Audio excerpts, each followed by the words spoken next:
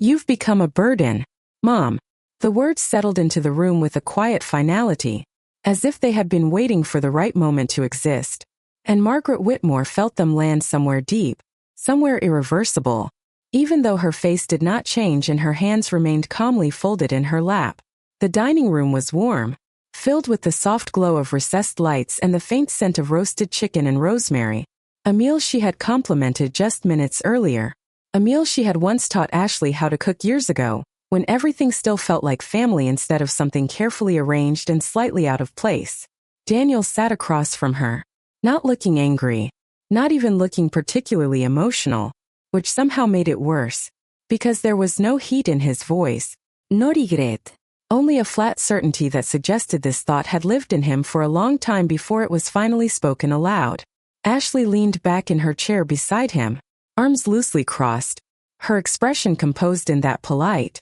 distant way Margaret had come to recognize, the kind of expression that carried more judgment than any raised voice ever could. Margaret noticed the small things then, the way Daniel's eyes flicked briefly toward his wife before returning to his plate, the way Ashley's lips pressed together just slightly as if confirming something unspoken between them, and for a moment, Margaret wondered how many conversations had already happened without her, how many decisions had been made while she was still believing she belonged. She could have said something, could have reminded him of the years she worked double shifts when he was a child, the nights she stayed awake when he was sick, the countless quiet sacrifices that had never felt like sacrifices at the time because they were simply what a mother did. But the words did not come. Or perhaps they did and she chose not to release them, because something about the stillness in that room told her that nothing she said would change what had already settled into place. Instead, she gave a small nod, almost imperceptible, as if acknowledging a fact rather than reacting to an insult,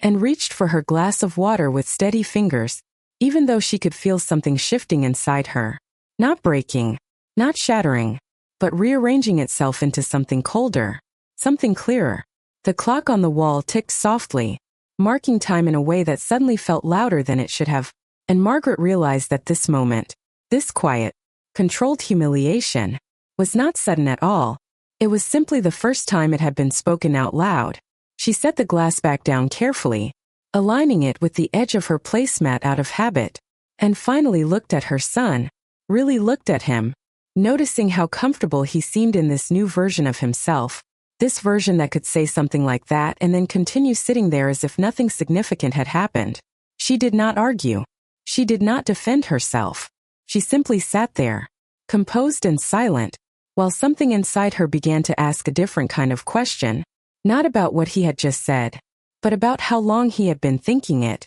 and more importantly, why. Margaret left the house that evening without saying much more than a quiet thank you for dinner, her voice steady enough that no one would have noticed anything unusual, and the night air outside felt cooler than she expected, carrying a faint breeze that brushed against her cheeks as she walked slowly to her car, her steps measured, almost deliberate, as if she were trying to match the rhythm of something inside her that had not yet fully settled. The drive home took exactly 23 minutes, the same route she had taken countless times over the years, past the gas station on the corner where Daniel used to beg for candy as a child, past the small park where he learned how to ride a bicycle, each familiar landmark now carrying a different weight, not heavier exactly, but sharper, as though the edges of memory had become more defined. She did not turn on the radio. The silence inside the car felt appropriate, not empty, just honest, and she kept both hands on the steering wheel, her posture upright, her expression calm, the way it had been at the dinner table, but her mind was moving carefully through moments she had once overlooked. When she pulled into her driveway, the porch light automatically clicked on, casting a soft yellow glow across the front steps, the same light her late husband had insisted on installing years ago for safety. And for a brief second she stood there with her keys in hand, looking at the house not as a place of comfort, but as something she needed to understand again from the beginning. Inside, everything was exactly as she had left it, the living room neat, the throw blanket folded over the arm of the couch, the faint scent of lavender from the candle she had burned earlier that afternoon still lingering in the air. And she moved through the space slowly, her fingers brushing lightly against the back of a chair, the edge of a table, small gestures that felt almost like confirmation that it was still hers. She did not sit down right away. Instead, she walked into the kitchen and poured herself a glass of water, the sound of the faucet filling the quiet in a way that felt grounding. And as she took a sip, she allowed herself to think about the past few years with a kind of clarity that had not been there before. Daniel had not always been distant. There had been a time when he called every Sunday, when he stopped by without needing a reason, when his voice carried warmth instead of obligation. But those moments had gradually become less frequent, replaced by shorter conversations, postponed visits, polite explanations that always seemed reasonable at the time. Ashley had entered their lives with charm and confidence, the kind that made everything feel easy in the beginning, and Margaret had welcomed her without hesitation, offering recipes, sharing family traditions, stepping back when necessary, believing that this was simply how families evolved. But now, standing alone in her kitchen, Margaret began to see the pattern more clearly, not as isolated incidents, but as a slow shift, a quiet reordering of priorities in which she had been gently, almost invisibly, moved further to the side. She set the glass down on the counter and looked out the window into the dark backyard, her reflection faintly visible in the glass, and there was something different in her eyes, not sadness exactly, but recognition, the kind that comes when a question has finally found its answer. She did not feel the need to cry. The moment for that had already passed somewhere she could no longer locate. Instead, she stood there in the stillness, understanding that what had happened at dinner was not the beginning of something new, but the confirmation of something that had been unfolding for a long time, and for the first time, she allowed herself to consider what it might mean to stop accepting it as normal. The next morning arrived with a kind of quiet that felt unusually deliberate, as if the house itself understood that something had shifted and was waiting to see what Margaret would do with it. And she moved through her routine with the same steady precision she had always maintained, brewing her coffee, measuring exactly 1 tablespoon of grounds the way she had done for years, placing the mug on the same spot at the kitchen table where the sunlight fell just right between 8 and 9 in the morning. But there was a subtle difference now in the way she observed everything, not passively, not out of habit, but with a careful awareness that made even the smallest details feel significant. She sat down and wrapped her hands around the warm mug, letting the heat settle into her palms, and instead of turning on the television or reaching for the newspaper, she allowed her thoughts to move freely, tracing back through recent conversations, recent visits, the tone of Daniel's voice the last few times he had called, the way Ashley had begun answering his phone more often than he did, offering polite explanations about how busy he was, how demanding his schedule had become, explanations that had once sounded reasonable but now felt rehearsed in a way she had not questioned before. Margaret remembered a Sunday afternoon about 6 months earlier when she had arrived at their house with a homemade pie, something Daniel had always loved, and how Ashley had greeted her at the door with a tight smile, explaining that they were just about to leave for an appointment, even though Margaret had seen 2 cars in the driveway and heard the faint sound of a television inside, and at the time she had simply apologized for not calling ahead, telling herself that she should have known better, that young families needed space. But now that memory settled differently, no longer softened by her own willingness to excuse it. She took a slow sip of her coffee and set the mug down carefully,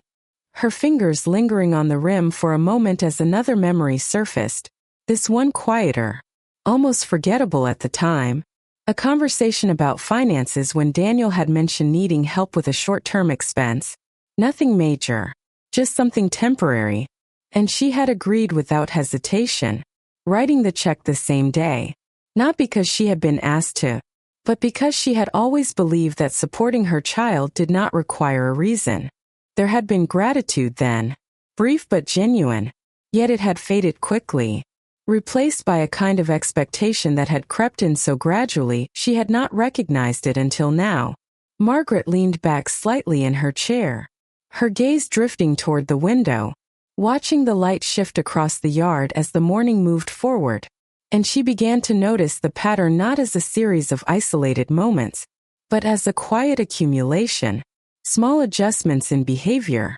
subtle changes in tone, the kind that did not draw attention to themselves individually but formed something undeniable when seen together. Ashley had never raised her voice, never openly disrespected her in a way that could be easily pointed out, but there had always been something beneath the surface, a careful control over conversations, over plans, over access, and Daniel, whether he realized it or not, had followed that lead, adapting his behavior in ways that felt natural to him but foreign to the man Margaret had raised. She stood up slowly, carrying her mug to the sink, rinsing it with deliberate movements, and as she turned off the faucet, she caught her reflection in the small window above it, her expression calm, composed, but no longer uncertain. The question was no longer whether something had changed. The question now was why. And more importantly, what had been happening in the spaces where she had not been invited to look. By late afternoon, Margaret found herself sitting at the small desk in the corner of her living room, the one her husband had used for years to organize bills and paperwork, and although she had not intended to go through anything in particular,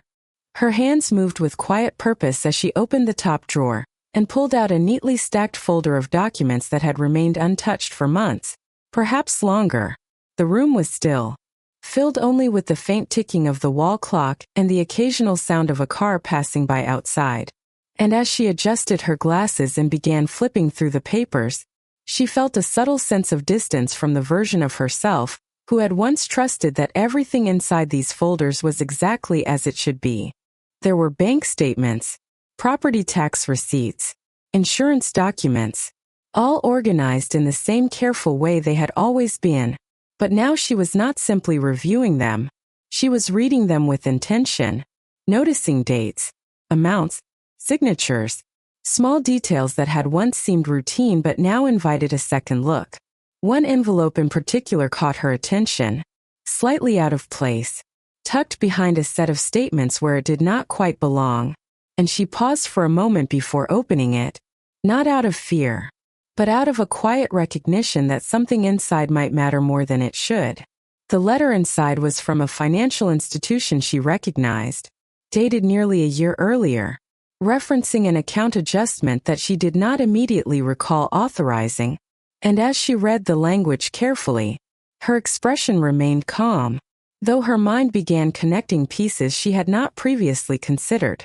Daniel had offered to help streamline some of her accounts months ago, explaining that it would make things easier for her, more efficient, less to worry about, and she had agreed without hesitation, signing forms he had presented with a reassuring smile, trusting not only his intentions but the simplicity of the arrangement as he had described it. At the time, it had felt like support, like a natural extension of the care she had always given him, now being returned in a practical way. But now, sitting there with the document in her hand, she realized she had never followed up, never asked for details, never verified what exactly had been changed or how. She placed the letter on the desk and reached for another document, this one a copy of a transfer confirmation, and although the numbers were not alarming on their own, it was the pattern that began to emerge that drew her attention. Small amounts moved at regular intervals,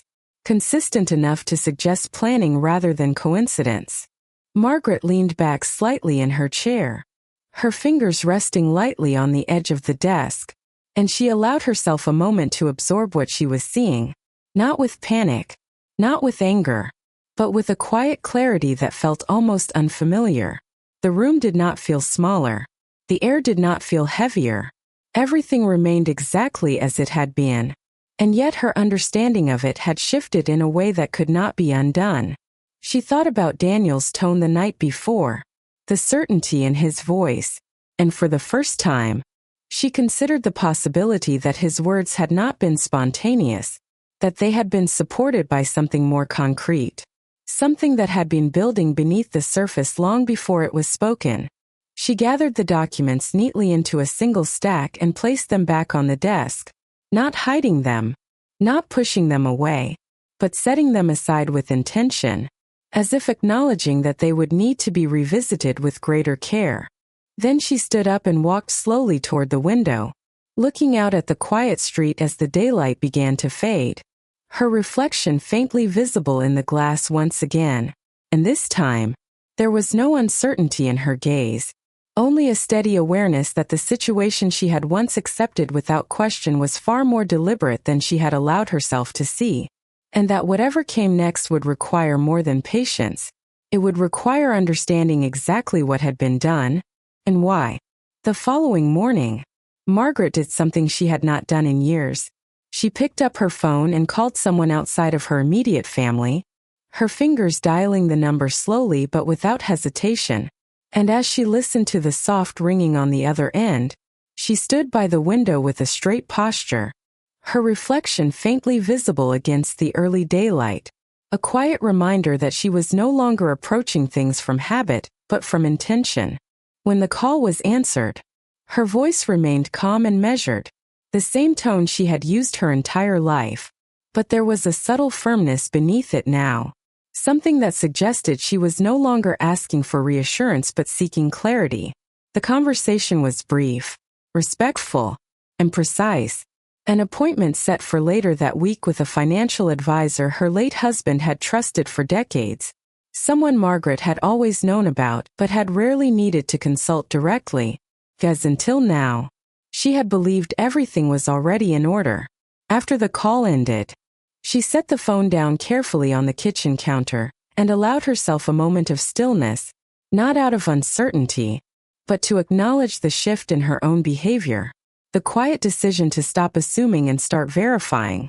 The rest of the morning unfolded with the same outward normalcy. She prepared breakfast, washed the dishes, and even stepped outside to water the small row of plants along her porch. But beneath those simple routines, her awareness remained steady, noticing how easily life could continue on the surface, even when something deeper had begun to change. As she returned inside, she paused near the hallway table where a framed photograph sat, one taken years ago, showing Daniel standing beside her at a family gathering, his arm around her shoulders, both of them smiling in a way that had once felt effortless, and she studied it for a moment, not with longing, but with a kind of quiet evaluation, as if comparing that image to the man who had sat across from her the night before and spoken with such detached certainty.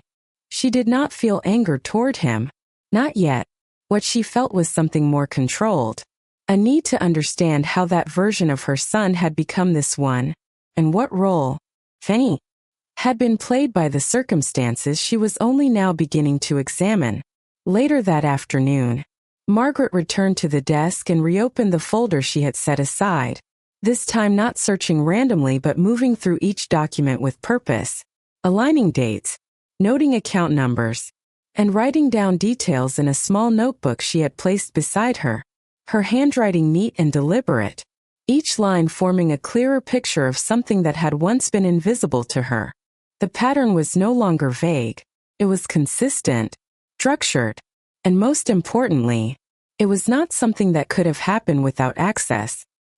she had willingly given, believing it was an act of trust rather than an opportunity for control. She closed the notebook and rested her hand lightly on top of it, her gaze steady, her breathing even, and for the first time since that dinner, she allowed herself to consider not just what had been done, but what she would do next, not in reaction, not out of emotion, but with the same quiet precision she had applied to everything else in her life. Outside, the afternoon light began to soften, casting long shadows across the yard, and Margaret remained seated for a moment longer before standing, her movements unhurried, her expression unchanged. But beneath that calm exterior, something had fully settled into place, not a decision yet, but the beginning of one, shaped not by what had been said to her, but by what she had now seen for herself. 2 days later, Margaret sat across from the financial advisor in a quiet office lined with dark wood shelves and neatly arranged binders,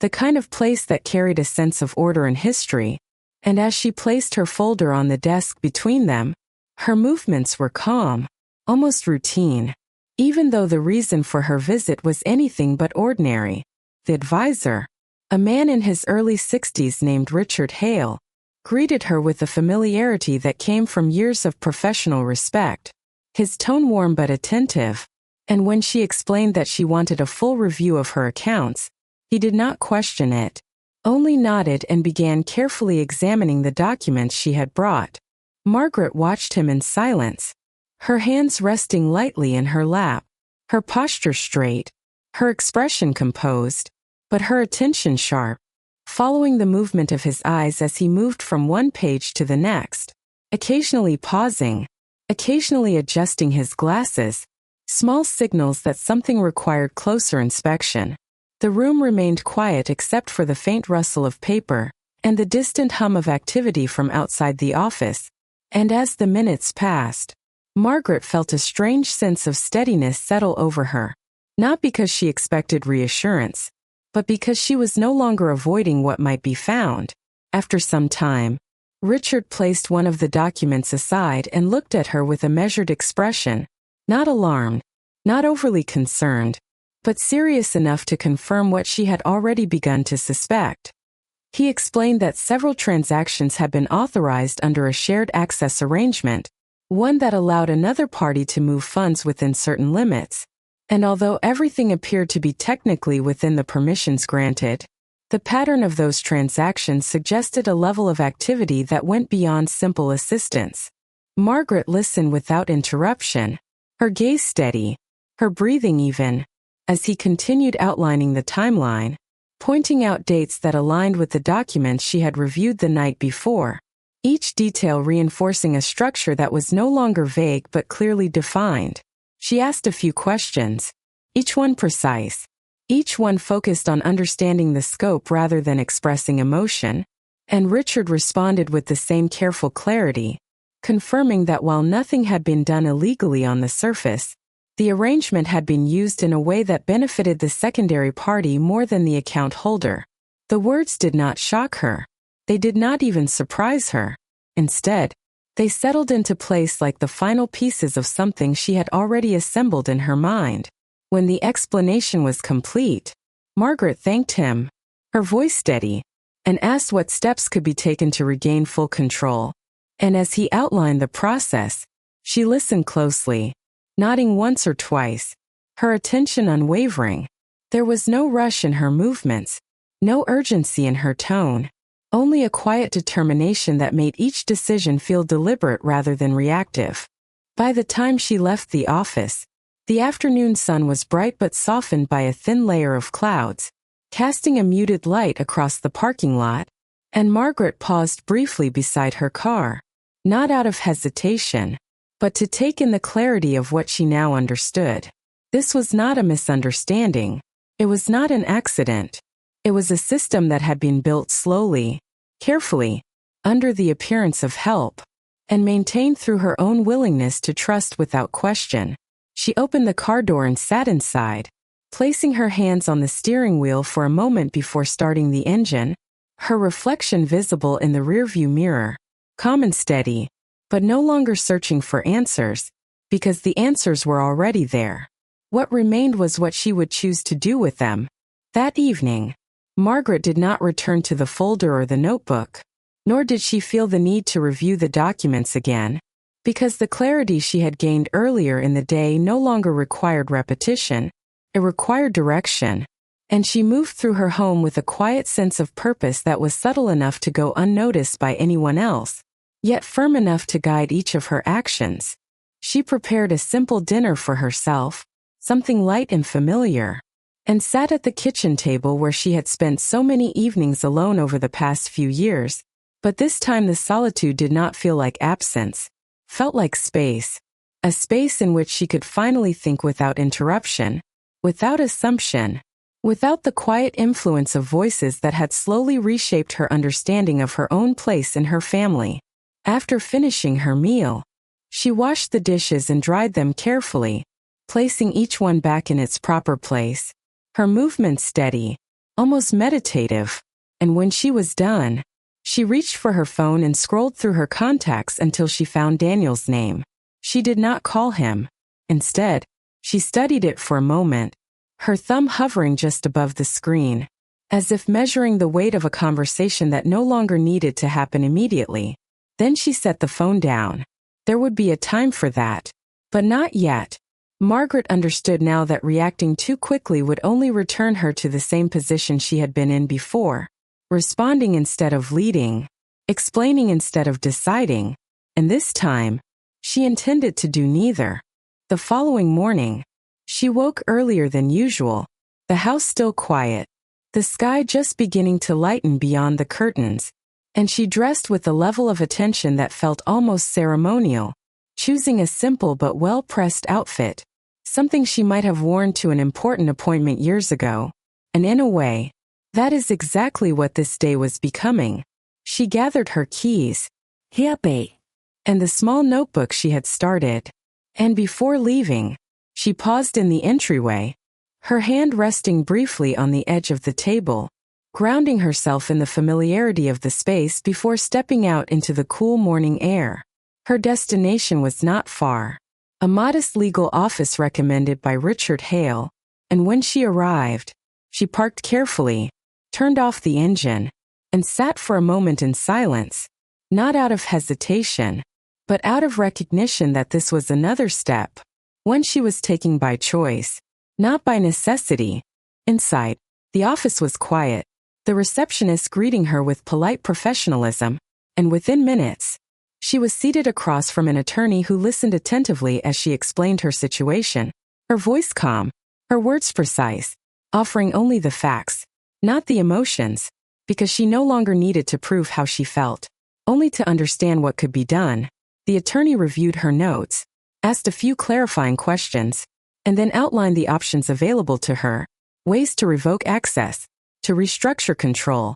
to ensure that every decision moving forward would require her direct authorization, and no one else's. Margaret listened closely, nodding once, absorbing each detail without interruption, and when the explanation was complete, she did not rush to respond. She simply sat there for a moment, considering not just the options themselves, but what they represented: control, clarity, choice. Words that had once been present in her life without effort, now returned with intention. When she finally spoke, her voice was steady, her decision clear, and as the attorney began preparing the necessary documents, Margaret felt something settle within her. Not satisfaction, not relief, but alignment, as if the version of herself who had once trusted blindly had quietly stepped aside, making room for someone who understood that trust, when misplaced, was not something to mourn, but something to correct. Over the next few days, Margaret moved through her routines with the same outward calm that had always defined her, but beneath that surface, every action carried intention. Every choice aligned with something she had already decided but had not yet revealed, and the changes she made were quiet enough that no one else would notice them immediately, yet precise enough to shift the foundation of everything that had been taken for granted. The documents from the attorney were signed and processed without delay. The access permissions that had once allowed Daniel to move freely within her accounts were now restricted, restructured in a way that returned full authority to her, and each confirmation she received, whether by email or printed notice, was reviewed carefully and filed with the same methodical attention she had begun applying to everything else. She did not inform Daniel. She did not mention Ashley. There was no announcement, no confrontation, no visible reaction at all, only a quiet rebalancing that took place entirely on her terms. In the afternoons, she continued her usual habits, tending to the small details of her home, organizing drawers that had not needed organizing, reviewing documents that had once felt routine but now carried significance, and occasionally pausing to write in her notebook, not out of confusion, but to maintain clarity, to ensure that nothing would be overlooked again. Times, her thoughts drifted back to the dinner, to the tone of Daniel's voice, the certainty behind his words, and she examined that memory not with emotion, but with understanding, recognizing now that it had not been a spontaneous judgment, but a reflection of a position he believed had already been secured, position built on access, on control, on assumptions that had gone unchallenged for far too long. One afternoon, As she stood by the window watching the quiet movement of the neighborhood, she noticed how little had changed on the outside. The same cars passing by, the same distant sound of children playing, the same rhythm of daily life continuing without interruption. And it occurred to her that the most significant shifts rarely announce themselves. They happen quietly, beneath the surface, until the moment they could no longer be ignored. Later that evening, her phone rang, and when she glanced at the screen, she saw Daniel's name, the same name she had hovered over days earlier without calling, and she let it ring once, twice, 3 times, before answering. Her voice calm as she greeted him, listening as he spoke about something ordinary, something unrelated, his tone casual, unaware of the changes that had already taken place. She responded politely, offering just enough engagement to maintain the conversation, but not enough to reveal anything more. And as she listened, she realized that he was speaking from a place that no longer existed, a version of reality that had quietly been corrected without his knowledge. When the call ended, she set the phone down gently and remained still for a moment, not because she felt uncertain, but because she understood that the next time they sat across from each other, the balance between them would be different,